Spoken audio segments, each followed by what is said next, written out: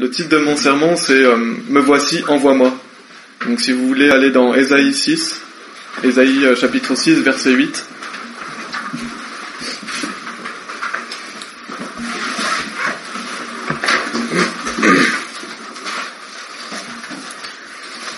Donc qui est vraiment un verset quand même assez connu et qui est très puissant, je trouve, et qui va vraiment bien avec l'évangélisation et surtout en France, parce que c'est dans un contexte où Dieu montre vraiment qu'il y a peu de gens qui prennent la décision d'aller le servir, et Dieu se demande mais qui veut bien me servir. Et donc dans Ésaïe chapitre 6 verset 8, il est dit puis j'entendis, c'est normal, j'ai la version Osterwald, donc j'ai pas la même version que vous, j'ai Osterwald ou King James, mais alors ça dit puis j'entendis la voix du Seigneur qui disait qui enverrai-je et qui sera notre messager? Et donc on voit Ésaïe qui répond et qui dit et je dis me voici, envoie-moi.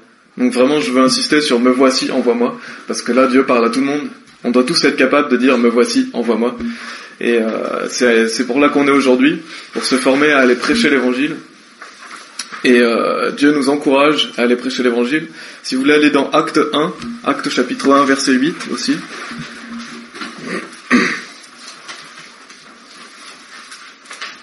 Donc il y a aussi un verset assez célèbre qui nous dit « Mais vous recevrez la puissance après que le Saint-Esprit soit venu sur vous, et vous me servirez de témoins tant à Jérusalem que dans toute la Judée et en Samarie et jusqu'aux extrémités de la terre. » Donc on voit ici vraiment que pourquoi Dieu nous a donné le Saint-Esprit, c'est pour être ses témoins. Dieu nous a pas donné seulement le Saint-Esprit pour notre bien, pour notre bonheur, pour notre joie, il a donné pour qu'on soit ses témoins. Et on est donc des ambassadeurs de Christ. Et c'est notre ministère, c'est le ministère que Dieu nous a donné, c'est d'aller réconcilier les âmes avec Dieu. C'est pas à prendre à la légère. Dieu pourrait, comme disait Tim, on est sur terre, c'est difficile. Dieu pourrait très simplement nous enlever directement après le salut. Pourquoi on est ici? Quel est le rôle, quel est l'objectif de notre vie? C'est ça, c'est d'aller prêcher l'évangile. Et bien sûr, on a une vie, on a une famille, on doit prendre soin de sa famille, on a un métier, on a l'église, on a la vie chrétienne. Mais le plus important, c'est l'évangélisation, parce que c'est pour ça qu'on est là. C'est pour aller partager cette bonne nouvelle. Et la France, elle a grand besoin de ça. Il y a une grosse pénurie en France de soul winners, on appelle ça, donc des gagneurs d'âmes. Et c'est ce qui est dit en Proverbe 11:30. C'est vraiment un verset c'est vraiment un concept qui est biblique de dire gagner des âmes. Amen. Gagner des âmes, c'est aller partager l'évangile et c'est gagner des gens au Seigneur. Donc n'ayez pas peur de dire que vous gagnez des âmes, n'ayez pas peur de dire que vous avez sauvé des gens, parce que c'est biblique. Amen. Bien sûr, sans Dieu, vous ne pouvez pas le faire.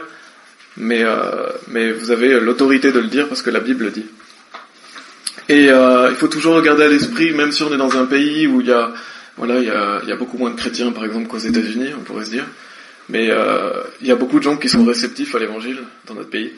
Il y a beaucoup de gens qui ne connaissent pas la Bible, donc il faut aller justement leur faire découvrir. Mais il y a aussi des gens qui sont chez eux, qui lisent la Bible. Il y a des gens qui sont chez eux, qui prient. Il y a des gens qui essayent d'être religieux. Il y a des gens qui essayent par leurs moyens de toucher à quelque chose, mais ils ne sont pas sauvés. Et donc ces gens, ils ont besoin de nous. Si personne ne va leur dire, ils ne seront pas sauvés. Donc c'est vraiment notre rôle et notre mission d'aller les voir et d'aller les chercher. Amen. Et donc pour cette méthode, ce qu'on va faire, c'est qu'on va aller dans Acte 8. Je pense que vous connaissez tous l'histoire de l'eunuque avec Philippe. Et si vous avez un signet ou quelque chose, gardez-le en Acte 8, parce qu'on va souvent revenir dans ce chapitre. Et pourquoi utiliser cette histoire? Parce que c'est vraiment le parfait exemple d'une évangélisation. Et Dieu nous montre étape par étape comment Philippe va amener l'eunuque à confesser Jésus-Christ. Et donc comment Dieu va utiliser Philippe. Et il y a beaucoup de choses à apprendre dans cette histoire. Donc on va commencer au verset 25. Verset 25. Je commence un verset avant l'histoire pour bien vous montrer à quel point l'évangélisation est importante. Dieu nous dit au verset 25 « Et eux, lorsqu'ils eurent témoigné et prêché la parole du Seigneur, retournèrent à Jérusalem et prêchèrent l'évangile dans beaucoup de villages des Samaritains. » Donc là, vraiment Dieu met l'accent 2 fois dans le verset. Il dit « Prêchez la parole du Seigneur » et il dit « Prêchèrent l'évangile ». Donc il n'y a jamais rien qui est écrit par accident dans la Bible, tout est écrit pour un but. Donc Dieu montre vraiment le fait qu'il prêchait la parole, il prêchait l'évangile. Et c'est ce qu'on doit faire. Et c'est ce que Dieu attend de nous. L'époque d'Isaac n'est pas révolue. Il y a toujours des gens à sauver, il y a toujours du service à Dieu à faire. Et donc c'est important de voir que c'est un commandement de Dieu aussi. La Bible nous montre vraiment que c'est pas vous faites, si vous voulez, vous pouvez aller évangéliser. Non, vous devez aller évangéliser. Si vous n'allez pas évangéliser, vous désobéissez à Dieu. Et d'ailleurs, Paul le montre bien, même si j'ai pas envie d'y aller, j'y vais quand même. Il dit malheur à moi si j'y vais pas. Parce que les gens périssent si on n'y va pas. Et si on aime les gens, si on a compassion des gens, on doit aller leur annoncer cette bonne nouvelle. Parce que il faut jamais oublier, des fois on prend les choses pour acquises en tant que chrétien. Le paradis et l'enfer existent vraiment, mais on pense pas vraiment à ce concept, mais l'enfer existe vraiment. Des gens par milliers vont en enfer tous les jours, et c'est pas un lieu où on a envie d'aller, c'est un lieu de tourment, un lieu de souffrance, où les gens payent pour leurs péchés. Et il faut jamais oublier ça, que des gens vont vraiment en enfer, et que des gens vont vraiment au paradis grâce à Dieu. Mais ça doit nous motiver, nous aussi, on a un devoir envers les gens de les avertir que l'enfer existe et que Dieu veut les sauver parce que Dieu veut sauver tout le monde et Dieu a besoin de nous pour ça. Donc on va continuer l'étude du chapitre d'Acte 8 au verset 26. Donc on va rentrer dans l'histoire. Au verset 26, Dieu nous dit: et l'ange du Seigneur parla à Philippe disant: lève-toi et va vers le sud dans le chemin qui descend de Jérusalem à Gaza, lequel est désert. Donc déjà, ce verset nous montre que Philippe est prêt. Donc Dieu sait que Philippe est prêt, parce qu'il lui dit lève-toi et va vers le sud. Donc ça c'est la base pour nous, c'est d'être prêt, parce qu'on ne peut pas aller évangéliser si on n'est pas prêt. Et à ce sujet, on va aller à Ésaïe 49, si vous voulez bien. Ésaïe 49, versets 1 et 2.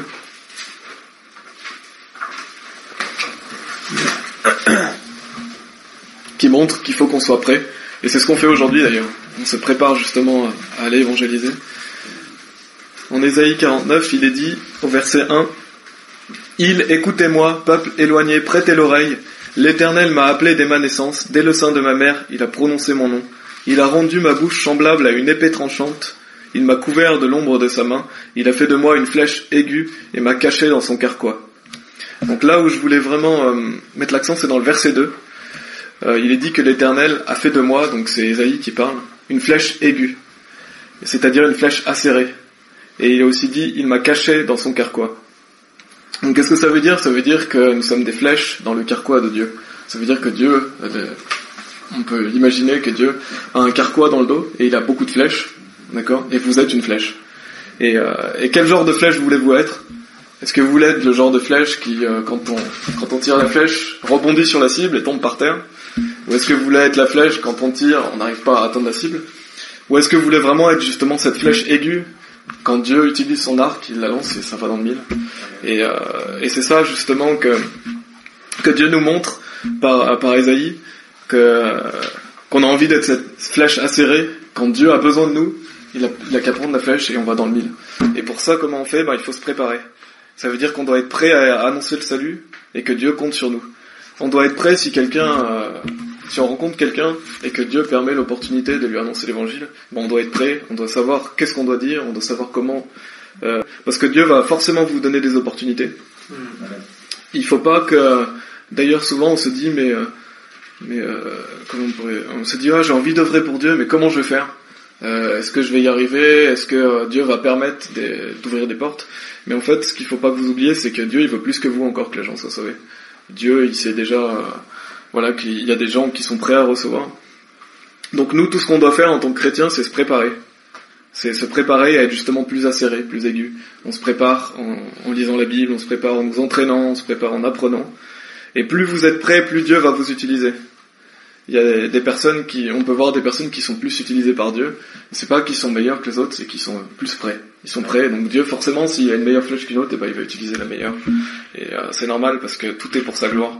Donc nous, on doit être justement cette bonne flèche que Dieu va utiliser. Et comme on voit dans Acte 8, que Philippe est une bonne flèche parce qu'il va atteindre la cible. Et je vais parler un peu aussi brièvement des excuses qu'on peut se trouver. Parce qu'en tant que chrétien, on se trouve souvent des excuses. C'est souvent les mêmes. La première qu'on pourrait se dire, oui, mais moi, je suis trop timide, je suis trop réservé, je peux pas aller parler aux gens. Et ça, je suis bien placé pour le savoir. Donc, on pourrait se dire, oui, moi, je vais pas y arriver. Et qu'est-ce que dit Dieu à ce sujet à Moïse ? Il lui dit en Exode 4, je vais vous lire Exode 4, versets 10 et 12. Et Moïse dit à l'Éternel, ah Seigneur, je ne suis point un homme qui ait la parole aisée, ni d'hier, ni d'avant-hier, ni depuis que tu parles à ton serviteur, car j'ai la bouche et la langue pesante. Et l'Éternel lui dit, qui a fait la bouche de l'homme? Ou qui rend muet, ou sourd, ou voyant, ou aveugle? N'est-ce pas moi, l'Éternel? Maintenant donc va, et je serai avec ta bouche, et je t'enseignerai ce que tu devras dire. Déjà, ça permet qu'on oublie cette excuse de la timidité, Amen. parce que Moïse, qui est l'un des plus grands hommes de Dieu dans la Bible, était timide, et pourtant Dieu l'a utilisé. Donc il y a cette excuse, il y a l'excuse aussi de se dire, ah mais je suis trop jeune.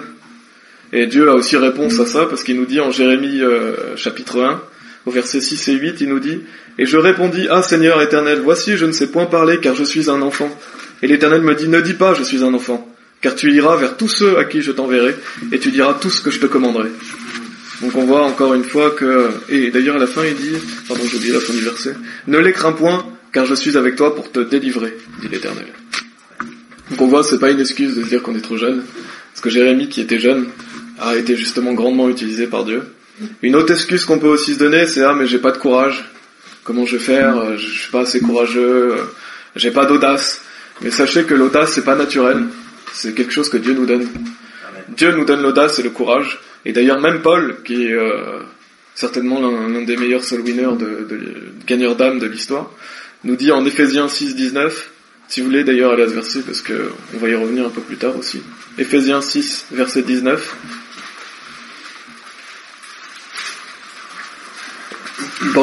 Paul nous parle justement de cette notion d'audace. Et il nous dit, et pour moi aussi, afin qu'il me soit donné de parler librement, avec hardiesse, c'est-à-dire donc avec audace, pour faire connaître le mystère de l'Évangile.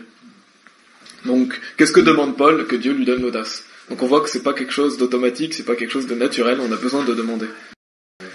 Et Dieu nous donne. Et voilà, je voulais faire un bref tour des excuses qu'on pourrait se donner pour que vous oubliez ces excuses et qu'on puisse justement aller de l'avant et ne pas se tourner vers nous, mais sur le pouvoir que nous donne Dieu. On va retourner à Acte 8, donc pour continuer l'histoire. Acte chapitre 8, on va aller au verset 27. Donc là, on voit déjà donc l'ange du Seigneur a parlé à Philippe, et donc il envoie Philippe. Donc qu'est-ce que fait Philippe? Au verset 27, il est dit, et il se leva et partit, et voici un homme d'Éthiopie, un eunuque de grande autorité sous Candace, reine des Éthiopiens, qui avait la charge de tout son trésor, et qui était venu à Jérusalem pour adorer. S'en retournait, et étant assis dans son chariot, lisait Ésaïe le prophète. Donc il y a plusieurs points à souligner ici. C'est déjà que donc Dieu permet la rencontre entre cet homme éthiopien et Philippe, mais c'est aussi que l'Éthiopien, il est dit que c'est un homme de grande autorité. Donc c'est pas une personne non éduquée, c'est une personne qui est éduquée. Donc c'est déjà une personne, on pourrait se dire, qui a une certaine intelligence, entre guillemets, une certaine éducation. Et qu'est-ce qu'on peut voir dans le verset 28? C'est qu'il lit le prophète, mais il comprend pas. Pourtant, c'est quelqu'un d'éduqué, on pourrait se dire, il peut comprendre tout seul. Mais non, il comprend pas. Et ça, on va y revenir par la suite. C'est pour ça que c'est important. Je voulais vraiment souligner le fait que vous voyez que c'est vraiment quelqu'un qui est éduqué, c'est quelqu'un qui connaît des choses, mais qui ne comprend pas. Et au verset 29 à 30, il est dit, alors l'Esprit dit à Philippe, approche-toi et joins-toi à ce chariot. Et Philippe courut vers lui et l'entendit lire le prophète Ésaïe, et dit, comprends-tu ce que tu lis? Donc là, c'est intéressant de voir que Philippe, il court vers lui. Il marche vers lui, il court vers lui. Et ça montre son zèle, sa détermination. C'est pareil pour nous, c'est ce qu'on devrait faire. On devrait courir vers les gens. Et leur dire, attendez, j'ai une bonne nouvelle pour vous.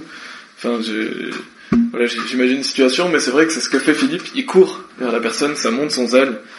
Et il y a cette notion de pied. Donc le fait de courir, on sait bien qu'on court...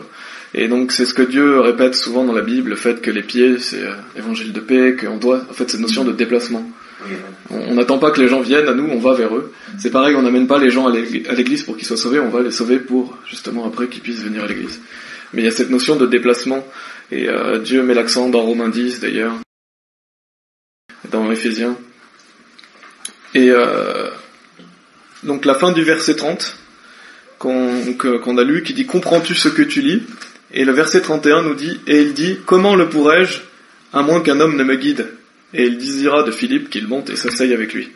Donc il y a vraiment une notion essentielle que je veux appuyer aujourd'hui et que je veux prouver avec la Bible, c'est qu'il comprend pas ce qu'il lit.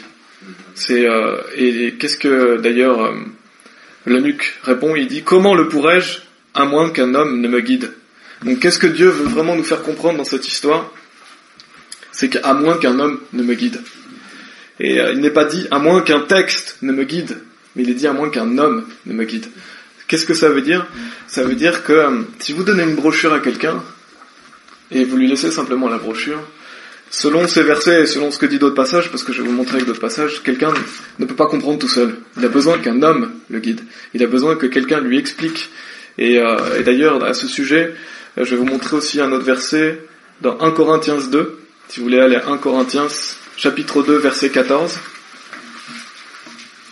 qui est vraiment un verset très important à garder en mémoire, parce que ce seul verset montre à quel point quelqu'un qui n'est pas sauvé ne peut pas comprendre les choses de Dieu seul. Donc c'est 1 Corinthiens 2, 14, qui nous dit, mais l'homme naturel, donc c'est une personne qui est non sauvée, l'homme naturel c'est la personne qui n'a pas reçu l'Esprit, ne reçoit pas les choses de l'Esprit de Dieu, car à lui elles sont absurdes, ni ne peut les connaître, parce qu'elles sont spirituellement discernées. Donc la Bible, elle est extrêmement claire dans ce verset, que l'homme naturel, l'homme non sauvé, ne peut pas comprendre ce qui est spirituel. Il ne peut pas comprendre pourquoi? Parce qu'il a besoin de quelqu'un pour lui expliquer. Il a besoin de quelqu'un rempli de l'Esprit Saint, quelqu'un de sauvé, pour lui expliquer ce que veut dire la parole. Et donc un homme ou une femme non sauvée a besoin de quelqu'un de sauvé pour être sauvé. Et vraiment Dieu est clair dans ce verset, et il est clair dans d'autres versets aussi, que c'est pour ça qu'il nous donne ce ministère, c'est pour ça qu'il nous donne, il nous dit d'aller prêcher, d'ouvrir nos bouches avec hardiesse, c'est parce que si on n'y va pas, les gens ne peuvent pas comprendre tout seuls. Amen. C'est impossible de comprendre quelque chose de spirituel si on n'est pas sauvé, parce que c'est ce que dit Dieu. Dieu nous dit qu'il ne reçoit pas les choses de l'Esprit de Dieu, il a besoin que quelqu'un lui explique. Et c'est pourquoi la Bible enseigne que quelqu'un ne peut pas être sauvé tout seul en lisant la Bible ou en lisant une brochure. Il y a forcément quelqu'un qui lui a expliqué, ou il y a quelqu'un qui lui expliquera après, mais la personne a besoin qu'on lui montre par des versets et en ouvrant nos bouches ce que dit Dieu et que ce soit clair et simple. Et si tu veux bien venir, Arthur, juste 2 petites secondes. C'est juste pour illustrer cet exemple en acte 8. Et imaginons que Arthur représente l'eunuque, donc l'eunuque moderne, et qui n'est pas dans son chariot mais qui est dans la rue, à qui on a donné une brochure. Et si je vais vers Arthur, donc une personne à qui j'ai donné cette brochure, et que je lui dis, comprends-tu ce que tu lis? Non, comment le pourrais-je, à moins que quelqu'un ne me guide? Exactement. Et ce que je veux montrer dans cet exemple, c'est que si vous donnez une brochure à quelqu'un, c'est très bien, mais il ne pourra pas la comprendre tout seul. Il a besoin de vous, en fait. Donc donner une brochure, c'est une manière d'aborder la personne. Donc je peux aborder Arthur en lui donnant une brochure, mais si je lui donne la brochure et que je m'en vais, je ne vais pas donner l'évangile, je vais simplement donner une invitation, je vais donner un bout de papier qui n'a aucun pouvoir, parce que le pouvoir est dans l'Esprit Saint, qui fait que quand je vais parler à Arthur, l'Esprit Saint va le convaincre et va permettre à cette personne de se convertir. Donc ce que je veux vraiment illustrer ici, c'est que c'est pas de l'évangélisation de donner des brochures.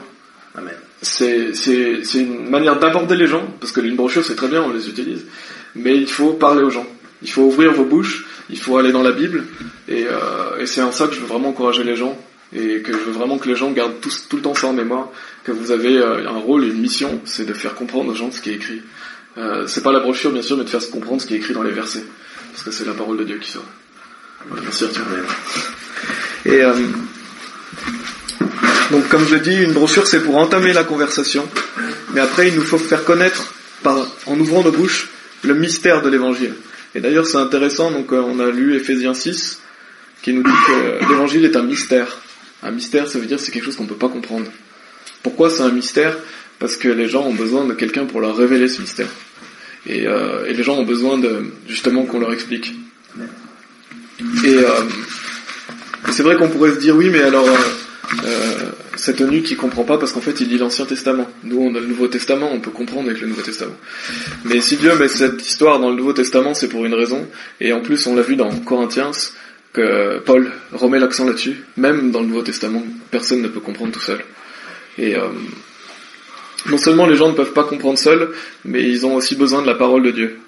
Donc Tim en a un peu parlé, mais il y a Romains 10, 17 aussi qui nous dit « Ainsi donc la foi vient en entendant, et ce qu'on entend vient par la parole de Dieu. » Donc qu'est-ce qui est dit? La foi vient en entendant, et ce qu'on entend vient par la parole de Dieu. Notez qu'il n'est pas dit la foi vient en lisant. Il n'est pas dit la foi vient en lisant par vous-même, la foi vient en lisant, non, il est dit en entendant. Entendre, ça veut dire que quelqu'un parle. C'est pas très compliqué à comprendre, mais quelqu'un vous parle.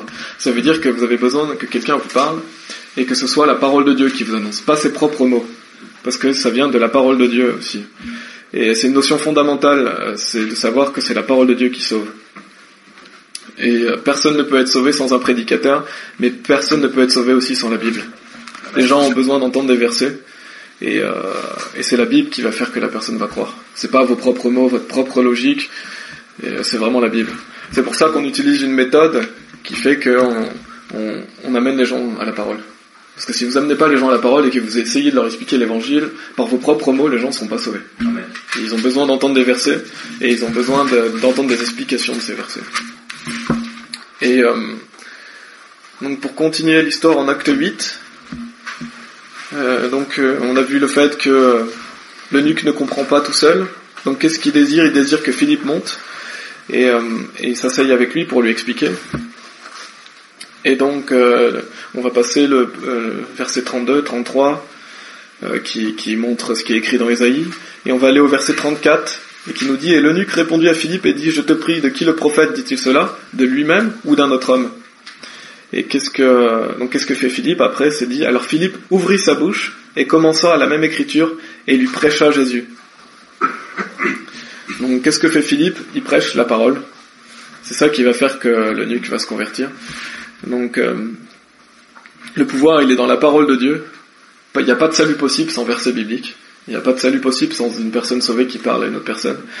Et c'est sur ça que Dieu met l'accent en acte 8, mais aussi dans d'autres histoires. Et pour conclure ce point, après maintenant on va rentrer dans la méthode, ce que je veux vraiment que vous reteniez, c'est que la Bible nous montre qu'une brochure, ça ne sauve personne.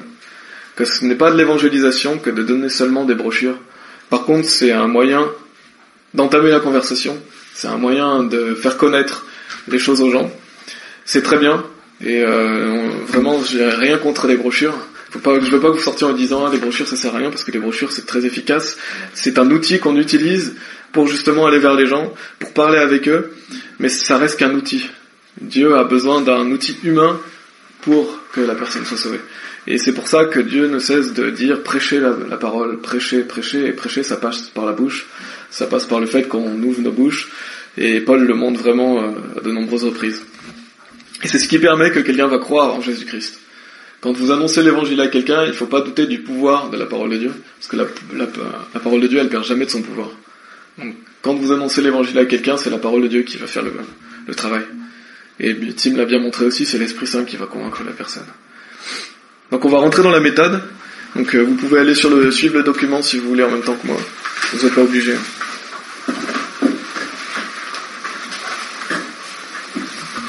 Et après, pour finir, on reviendra à la fin de Acte 8. Et pour l'instant, on va laisser de côté Acte 8 et on va vraiment rentrer dans la méthode. Donc après cet enseignement, on aura des petits groupes.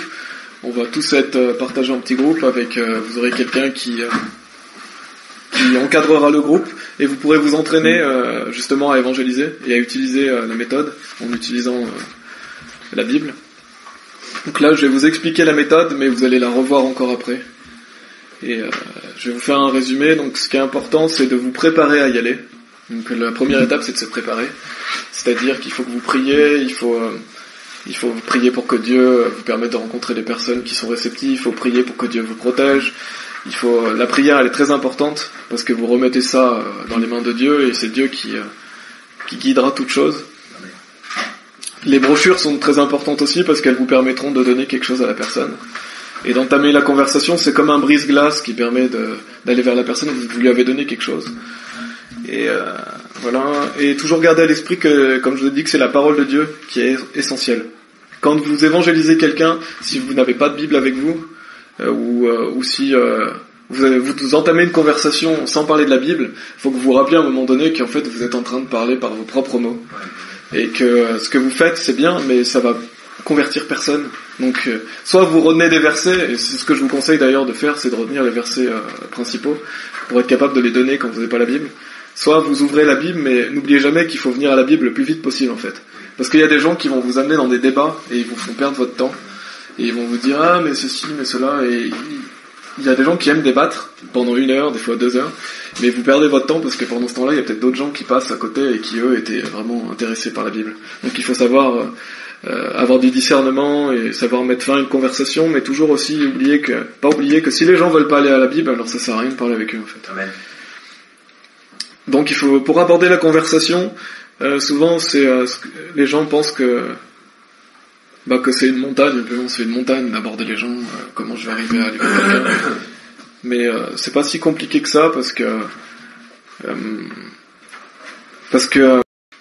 et vous savez que vous devez aller le plus rapidement possible à la Bible, donc vous abordez la conversation mais en ayant la confiance que vous allez quand même rapidement amener la personne dans un sujet que vous connaissez.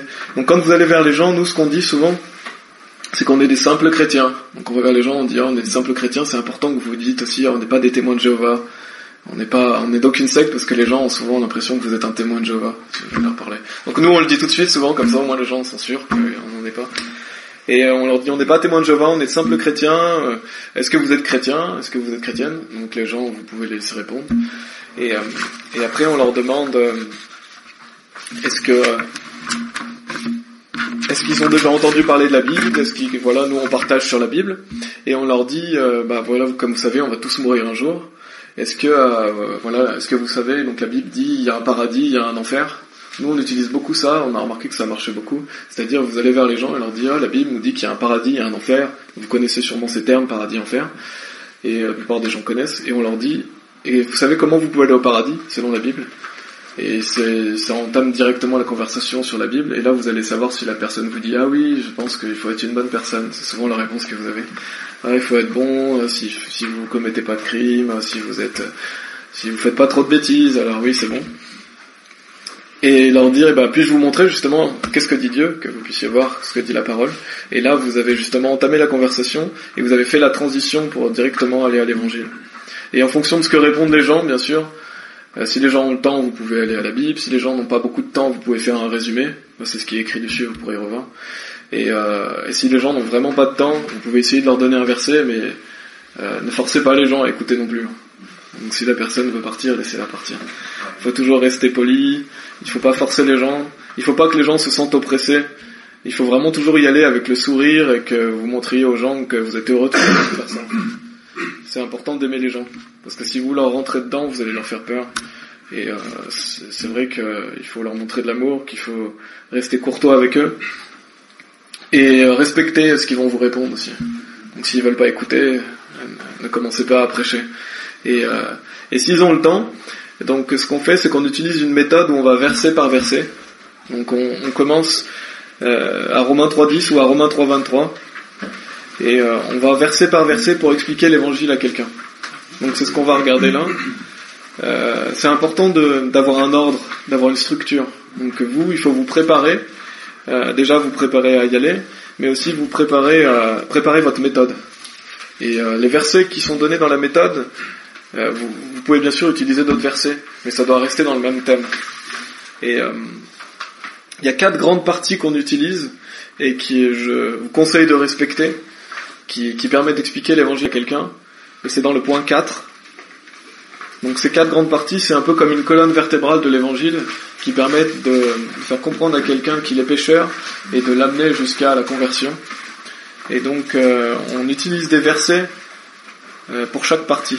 Donc la première partie, c'est que nous sommes tous pécheurs et condamnés à l'enfer. Et pour ça, on va à Romains 3,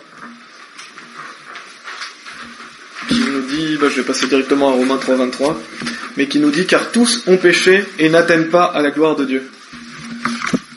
Donc, il y a certaines versions qui disent, car tous ont péché et sont privés de la gloire de Dieu. Donc ce verset, il montre qu'on est tous pécheurs. Vous le savez déjà tous, mais on est tous pécheurs. Et le péché, et fait qu'on est condamné à l'enfer. Et ce verset nous montre qu'on ne peut pas atteindre la gloire de Dieu. C'est pour ça que j'aime bien cette version, parce que si on ne peut pas atteindre sa gloire, ça veut dire qu'on ne peut pas y arriver par nos actions. Donc déjà, ça permet déjà aux gens de leur dire « Ah, vous ne pouvez pas aller au paradis par vos propres actions. » Donc dès le premier verset, on va vous montrer aux gens que ce qu'ils vous ont répondu, en fait, ils ne connaissent pas la Bible, parce que la plupart des gens vont dire « Ah, c'est les bonnes actions », et vous montrer directement que c'est pas les bonnes actions. Donc ça permet déjà de leur faire comprendre que vous ne pouvez pas aller au paradis par vos bonnes œuvres, et que c'est pas comme ça qu'on va au paradis. Donc c'est Romains 3,23 qui nous permet justement de dire qu'on est tous pécheurs, bien définir cette notion de péché avec les gens aussi. Il y a des gens qui connaissent pas, qui savent pas ce que c'est qu'un péché. Donc il faut bien leur expliquer que c'est le fait de mentir, que c'est le fait de voler, et la plupart des gens reconnaissent qu'ils sont pécheurs. Une fois que nous avons montré le fait qu'on est pécheurs, on va à Romains 6,23. Et on donne le commencement du verset de Romains 6,23, qui nous dit « Car le salaire du péché est la mort ». Donc là, on fait comprendre que la conséquence de notre péché est le fait de mourir un jour. Nous allons tous mourir un jour. Et qu'après la mort, il y a ce qu'on appelle la seconde mort. Donc on va justement à Apocalypse 21, donc ce qu'on appelle l'enfer.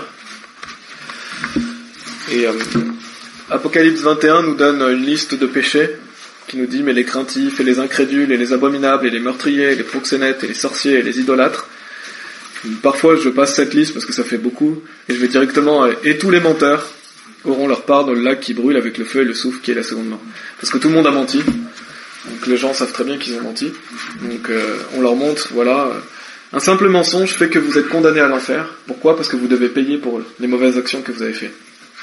Donc on leur dit que Dieu est justice, que Dieu ne peut pas accepter le péché, et donc c'est notre péché qui nous condamne à l'enfer. Mais c'est très important de le dire aux gens, parce que si vous sautez cette étape, c'est pas l'étape la plus facile à dire aux gens, de dire qu'ils sont condamnés à l'enfer, c'est pas l'étape la plus joyeuse, mais si vous passez cette étape, les gens ne comprennent pas vraiment de quoi ils ont besoin d'être sauvés en fait.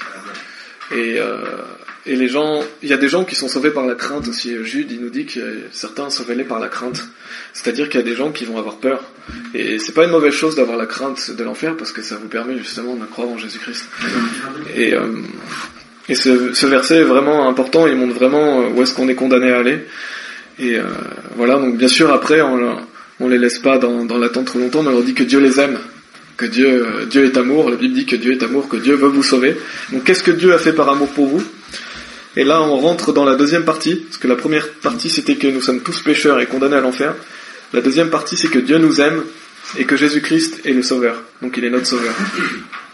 Et on va à Romains 5,8. Romains 5,8 qui montre l'amour de Dieu envers les hommes, qui nous dit « Mais Dieu dirige son amour vers nous en ce que, pendant que nous étions encore pécheurs, Christ mourut pour nous. » Donc ce verset montre que Dieu nous aime. Et qu'est-ce que Dieu a fait par amour pour nous ?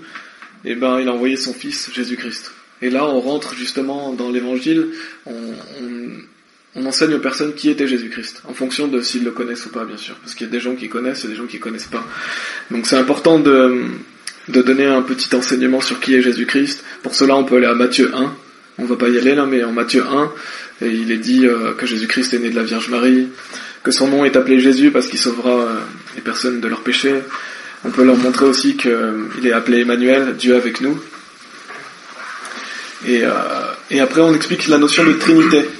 Donc il y a 1 Jean 5,7, malheureusement, dans certaines versions, il n'y est pas, ou vous pouvez aller dans 1 Timothée 3,16, mais qui explique la divinité de Jésus-Christ. Donc expliquer le fait qu'il y a le Père, le Fils et l'Esprit Saint, et que ces trois personnes forment un seul Dieu, et donc que Jésus-Christ est Dieu, en plus d'être le Fils de Dieu. Donc c'est important que les gens connaissent la divinité de Jésus-Christ. Et donc on explique qui est Jésus-Christ, donc il est né de la Vierge Marie, qu'il était sans péché, qu'il a mené une vie parfaite, mais aussi qu'il était Dieu, et donc que c'est Dieu qui est mort à la croix pour nos péchés. Et on en vient justement à la crucifixion, qui est des versets comme 1 Jean 2,2, 1 Pierre 2,24. Il y a plusieurs versets que vous pouvez utiliser sur la crucifixion. Mais c'est essentiel de parler de la crucifixion parce que c'est ce qui nous sauve. Donc le fait que Jésus-Christ a porté nos péchés.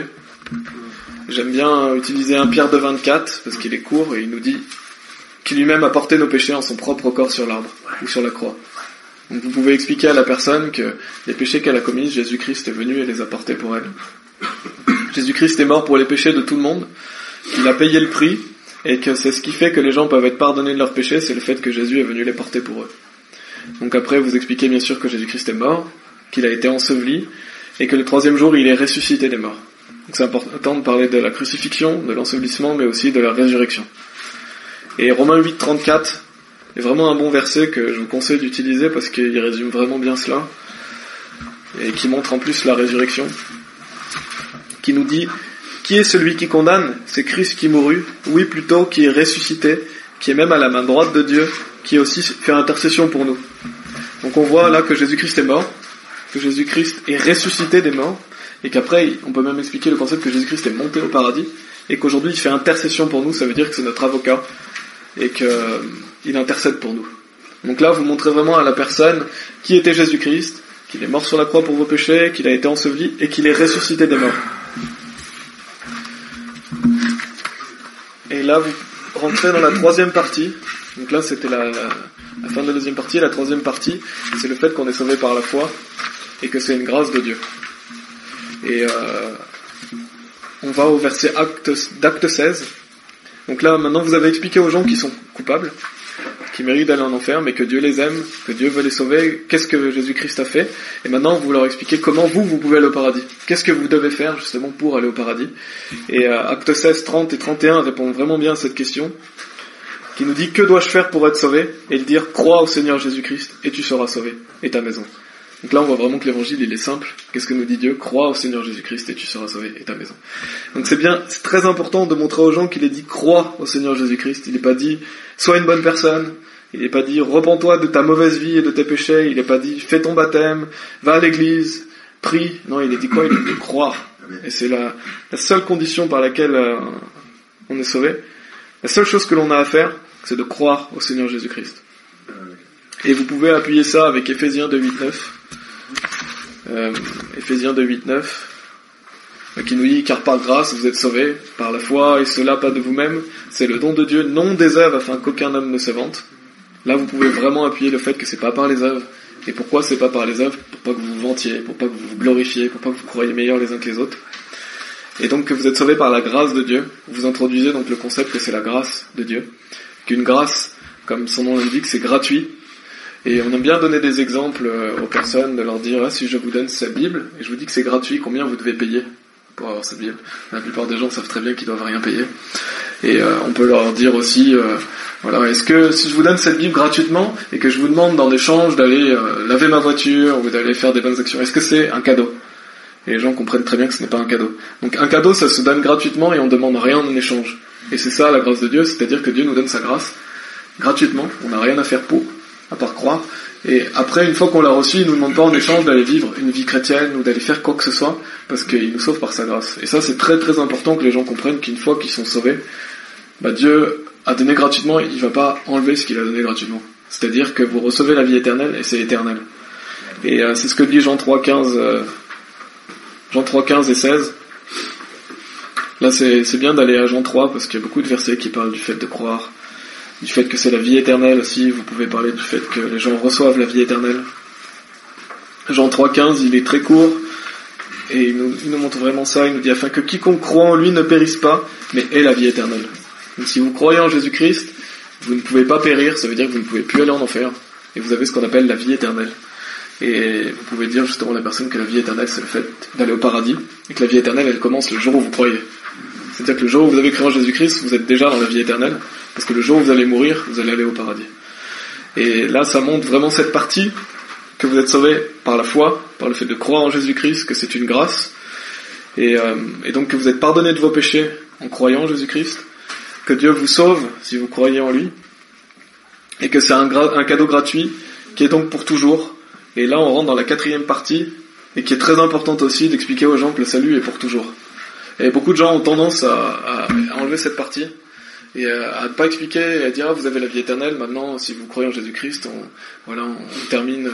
Mais non, il faut expliquer ce concept du salut pour toujours, parce que si quelqu'un, par exemple, vous dit: ah oui, mais moi je crois qu'on est sauvé par la grâce de Dieu, sans croire en Jésus-Christ, mais si je persévère pas jusqu'à la fin, je ne serai pas sauvé, mais cette personne n'est pas sauvée. Donc le fait de croire que c'est pour toujours, c'est essentiel au salut, tout autant que de croire que c'est seulement par Jésus-Christ et que c'est par la foi. Parce que si vous croyez perdre votre salut, c'est pas la vie éternelle. Ça veut dire que vous ne croyez pas en Jésus-Christ. Parce que Dieu vous dit: je vous donne la vie éternelle. Si vous dites: oui, il me donne la vie éternelle, mais je peux perdre mon salut, c'est que vous faites de Dieu un menteur. Donc vous n'êtes pas sauvés. Et c'est pour ça que c'est si important d'appuyer le fait que le salut est pour toujours. Et il y a beaucoup de versets qui le montrent. Nous, on aime bien aller à Tite 1-2, déjà, qui nous montre que c'est une promesse que Dieu nous fait. Donc, je vais pas forcément le lire là, mais il nous montre que dans l'espérance de la vie éternelle, laquelle Dieu, qui ne peut mentir, a promis avant le commencement du monde. Donc Dieu fait une promesse. Et si Dieu fait une promesse, il va la tenir. Dieu nous dit en Jean 1-12 aussi,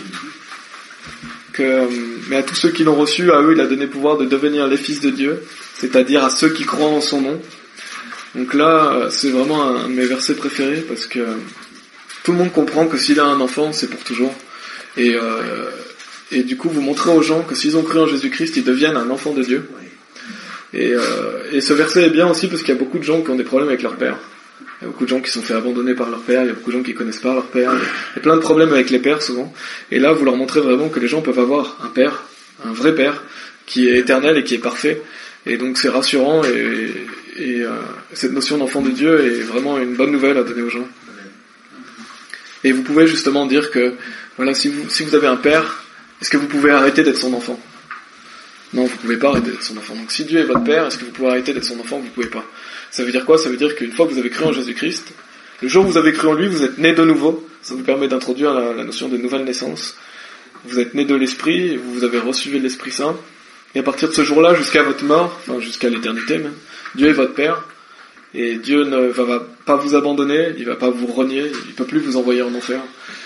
Qu'est-ce que Dieu peut faire ? Il peut vous punir si vous faites des mauvaises actions, parce que vous aurez des conséquences à votre désobéissance dans votre vie de chrétien, et c'est normal. Et il peut vous bénir si vous faites des bonnes actions, bien sûr. Mais votre éternité est déjà décidée. Donc ça veut dire que le jour où vous avez cru, l'éternité est déjà scellée. Et que les gens comprennent bien ça, justement, que Dieu ne les abandonnera pas. D'ailleurs, en Hébreux 13.5 et 13.8, Dieu dit « Jamais je ne te laisserai, ni ne t'abandonnerai ». Et Jésus-Christ est le même hier et aujourd'hui et pour toujours. Donc que Dieu est fidèle, il ne change pas d'avis. Et il y a Jean 10, 28 aussi. Je vous donne d'autres versets, mais Jean 10, 28 montre aussi que vous êtes dans la main de Dieu. Et si vous êtes dans la main de Dieu, Dieu est forcément plus fort que vous. Il vous garde dans sa main et vous pouvez pas lâcher cette main.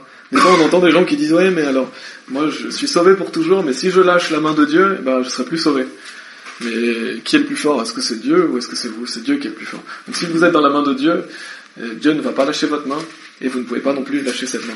Qui montre que vous avez la vie éternelle, que vous ne périrez jamais, donc que vous êtes sauvé pour toujours. Et que vous faites partie de... Vous êtes une brebis, et Dieu dit qu'il connaît ses brebis, et qu'il ne les abandonnera pas. Il est aussi dit que dans la Bible, vous pouvez aller aussi par exemple en Éphésiens, où il est dit qu'on est scellé du Saint-Esprit de la promesse, qu'on est scellé du Saint-Esprit, que Dieu nous a donné jusqu'au jour de la rédemption, qui montre qu'on est sauvé pour toujours. Donc voilà, ça c'est les parties qu'on utilise, on va plus les voir ensemble, mais au moins que vous ayez déjà un aperçu du fait qu'il y a 4 parties.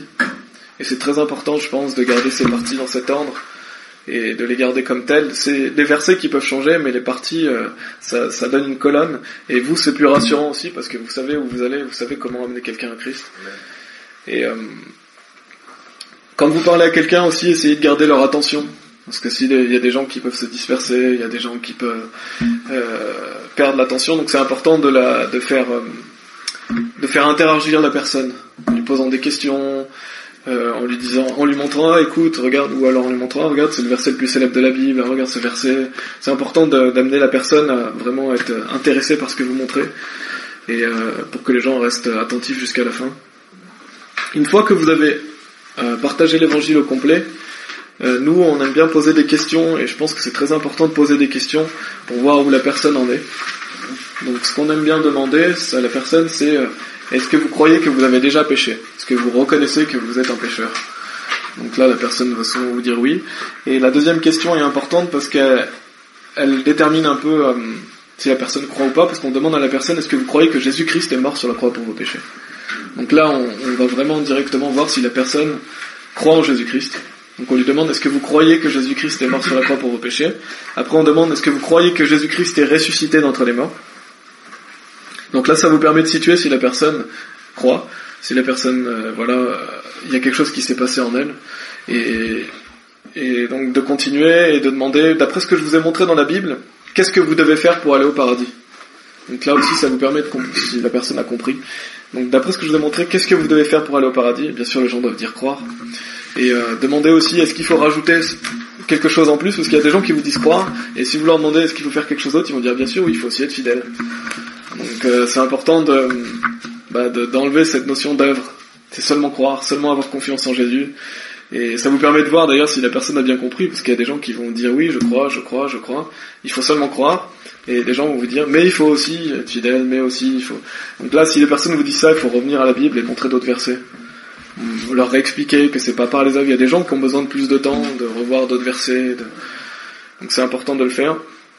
On demande aussi qu'est-ce que Dieu vous pardonne, qu'est-ce que vous recevez, et est-ce que Dieu peut vous reprendre la vie éternelle aussi. Donc on demande tout simplement pour voir si la personne a bien compris que le salut est pour toujours, et ça lui permet aussi d'affirmer le fait que c'est pour toujours.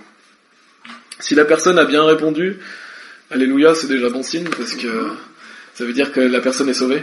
Parce que là, si la personne vous dit oui, je crois en Jésus-Christ, la personne est déjà sauvée, en fait, elle a déjà cru, parce qu'elle est en train de vous dire qu'elle a cru. Et c'est ce qui suffit pour croire, c'est ce qui suffit pour être sauvé. Mais on ne laisse pas la personne comme ça, on n'arrête pas là parce qu'on fait faire une affirmation à la personne. Donc on invite la personne à affirmer, justement à placer sa confiance en Jésus-Christ, à affirmer sa foi. Et on a une petite prière qu'on fait faire aux gens, qui est écrite sur le document si vous voulez voir.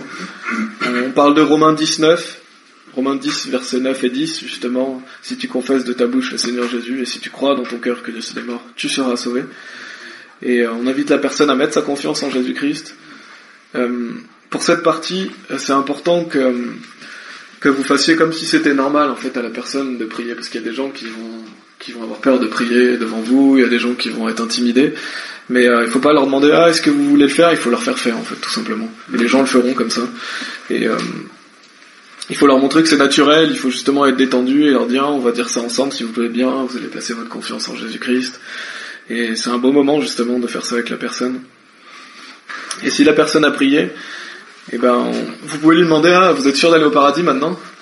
Et si la personne vous dit oui, tant mieux.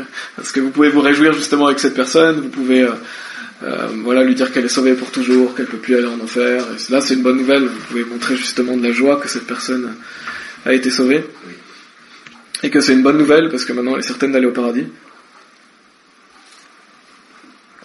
Et à partir de ce moment-là, en fonction de si la personne a encore du temps, vous pouvez parler de la vie chrétienne. Vous pouvez parler justement du fait, c'est ce qu'a dit Tim ce matin, du fait de lire la Bible, de se faire baptiser, d'aller à l'église, de faire des bonnes œuvres. Bien expliquer bien sûr que c'est pas pour être sauvé, mais que c'est pour la vie chrétienne qui commence aujourd'hui et qui finira jusqu'à la mort. Donc vous introduisez cette notion de vie chrétienne.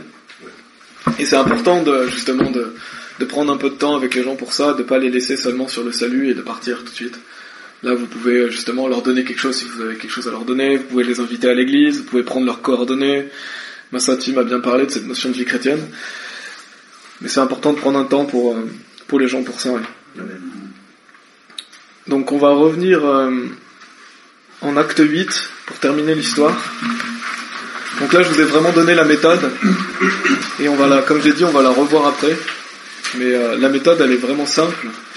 Et ne cherchez pas à être original dans votre méthode, mais contentez-vous de la simplicité de l'évangile, justement. Et il faut toujours rester dans la simplicité, que ce soit le plus simple possible pour que les gens comprennent. Et ne pas compliquer les choses, et ne pas essayer de faire avec votre propre logique les choses. Et donc, en acte 8...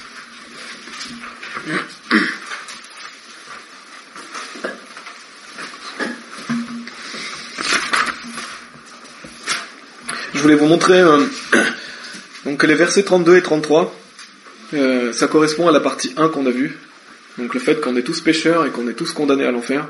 Donc dans cette histoire, vous pouvez retrouver la méthode qu'on vient de voir ensemble, parce qu'on peut voir des étapes, on peut voir déjà que l'eunuque lit une histoire qui montre qu'on est pécheur, qui montre qu'on mérite d'aller en enfer. Et dans le verset 35, il y a les parties 2, 3 et 4 qu'on a vues, parce que qu'est-ce que fait l'eunuque? Il prêche Jésus-Christ. Et quand on prêche Jésus-Christ, déjà donc on prêche qui est Jésus-Christ, qu'est-ce qu'il a fait pour nous. On prêche aussi le fait qu'il faut croire en lui, et le fait qu'une fois que vous avez la vie éternelle, vous êtes sauvés pour toujours. Donc cette histoire montre vraiment justement la méthode qu'on a vue, le fait que vous amenez les gens à reconnaître qu'ils sont pécheurs, et le fait que vous les amenez jusqu'à la conversion. Et qu'est-ce qui se passe justement au verset 37 ? Et Philippe dit, si tu crois de tout ton cœur, tu le peux. Et il répondit et dit, je crois que Jésus-Christ est le Fils de Dieu. Donc qu'est-ce qu'on retrouve ici ? On retrouve le fait que Philippe, au lieu de poser une question, là il donne une affirmation, mais c'est comme s'il posait la question. Il lui demande, est-ce que tu crois ? Et qu'est-ce que fait l'eunuque ? Il affirme, il confesse de sa bouche qu'il croit en Jésus-Christ. Donc là vous avez un parfait exemple justement de la méthode qui est donnée dans la Bible et qui montre que cette personne va confesser, et donc cette personne est sauvée. Et Philippe il en reste pas là, parce que qu'est-ce qu'il va faire après ? Il va baptiser la personne. Donc là on a l'entrée dans la vie chrétienne qui est en plus écrit dans cette histoire, et qui montre qu'il y a une suite logique bien sûr au salut, qui n'est pas automatique, parce que l'eunuque aurait pu continuer son chemin, rentrer chez lui et continuer sa vie, mais l'eunuque avait un désir de se faire baptiser. Et d'ailleurs vous en tant que soul winner, en tant que gagneur d'âme, vous y allez pour gagner des âmes, mais vous n'êtes pas responsable de ce que la personne fera après. C'est-à-dire que vous pouvez pas obliger une personne à être baptisée, vous pouvez pas l'obliger à venir à l'église. Vous pouvez l'inviter, vous pouvez l'encourager, mais c'est pas à vous de le faire, c'est pas automatique comme on enseigne certaines mauvaises doctrines, on va dire. Il y a des gens qui enseignent que c'est automatique de faire des bonnes œuvres. Non, c'est pas automatique. L'eunuque a eu le choix, c'est lui qui a décidé d'être baptisé, et gloire à Dieu si les personnes veulent se faire baptiser, mais c'est pas de votre ressort, parce que c'est la personne qui doit décider par elle-même de le faire.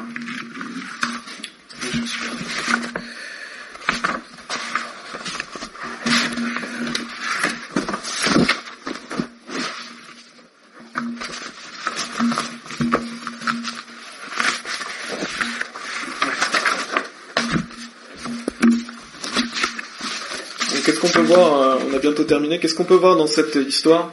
C'est comment Dieu veut que l'on évangélise. Dieu veut, donc comme on l'a vu, que l'on prêche l'évangile. Dieu veut qu'on ouvre nos bouches. Dieu veut qu'on utilise sa parole. Et c'est la seule méthode en fait d'évangélisation, parce que c'est comme ça qu'on amène quelqu'un à être sauvé. C'est le fait de lui prêcher la parole, et le fait que ce soit quelqu'un de sauvé qui l'annonce à quelqu'un. Et on voit que Philippe c'était un excellent gagneur d'âme, qui doit justement nous inspirer, qu'il était prêt, et nous devons être prêts justement pour Dieu. Et à ce sujet, on va aller au psaume 126, que vous connaissez certainement. Le psaume 126, versets 5 et 6.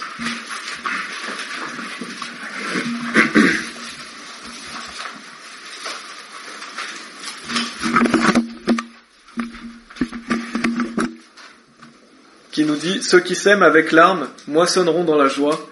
Celui qui va et pleure, portant la précieuse semence, reviendra en se réjouissant, en portant ses gerbes avec lui. Donc c'est un verset qu'on doit se rappeler et qui nous montre que ça fait aucun doute. Dieu nous dit qu'on va revenir en se réjouissant.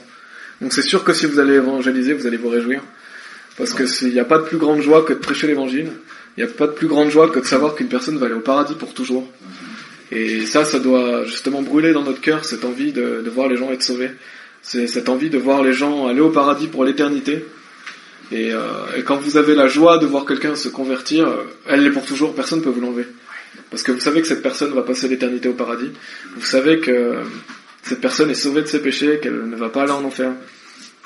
Et ça, c'est une vraie réjouissance. Justement, d'aller gagner des âmes, c'est ce qui donne la joie. Et Dieu vous utilisera en plus parce que il attend que ça. Donc Dieu attend qu'une chose, c'est que vous y allez. Il vous promet que vous allez vous réjouir. Bien sûr, ça va être difficile. Vous allez avoir des gens qui vont vous contredire, vous allez avoir des difficultés. Mais même dans les difficultés, qu'est-ce que dit Jésus ? Réjouissez-vous, car grande est votre récompense dans les cieux. Donc quoi qu'il arrive, si vous allez évangéliser, même si vous avez personne de converti, vous serez récompensé. Et Dieu vous récompensera, parce que vous avez fait le travail qu'il vous a demandé de faire. Et il y a une notion, pour terminer, que je voulais donner aussi, c'est que le fait que quand on va évangéliser, il faut y aller avec la bonne intention. Nous n'allons pas évangéliser pour agrandir l'Église. C'est très important de garder ça en tête. L'évangélisation, c'est pas fait pour agrandir l'Église. C'est fait pour aller sauver les âmes. C'est fait pour aller gagner des gens à Dieu. Et il faut y aller dans cette optique de je vais évangéliser pour le bénéfice des autres. J'y vais pas pour moi-même, j'y vais pas pour l'Église, j'y vais pour les autres. Parce que vous pouvez pas savoir si la personne en face va venir à l'Église. Et d'ailleurs, c'est Dieu qui bâtit l'Église. Dieu le montre en Matthieu 16, que c'est Dieu qui va bâtir l'Église. Et que c'est pas à nous de bâtir l'Église, c'est Dieu qui va le faire. Nous, qu'est-ce qu'on doit faire ? C'est sortir, aller évangéliser. Bien sûr, parler de l'Église aux gens, c'est important, de leur dire qu'il y a plein de bénéfices à aller à l'Église, mais on ne doit pas aller évangéliser pour des mauvaises raisons. On doit surtout pas y aller en se disant y aller pour justement que les gens viennent à l'église. On doit y aller pour leur permettre justement d'aller dans l'église céleste, pas l'église locale. Et ça, il y a Luc chapitre 14 qui nous le montre. Et au verset 23, il est dit, je vais faire très rapide parce qu'on dépassait un peu, mais le verset 23 nous dit: et le Seigneur dit au serviteur, va dans les chemins et le long des haies, et contrains d'entrer ceux qui y sont, afin que ma maison soit remplie. Donc pourquoi vous allez dans la rue? Pour remplir la maison de Dieu. Bien sûr, la maison de Dieu, on peut l'appeler l'église, mais la vraie maison de Dieu, elle est au paradis. Donc quand vous allez évangéliser, c'est pour remplir la maison de Dieu, c'est pour lui que vous y allez, et c'est pour le fait que les gens soient sauvés. Et d'ailleurs, l'évangélisation, c'est ça. Évangélisation, ça veut dire partager l'évangile. Et pour terminer, donc comme on a vu le Ésaïe chapitre 6, quand Dieu dit « Qui enverrai-je et qui sera notre messager ?» Ce que je vous demande aujourd'hui, c'est est-ce que vous allez répondre « Me voici, envoie-moi ». Voilà. Merci. Amen.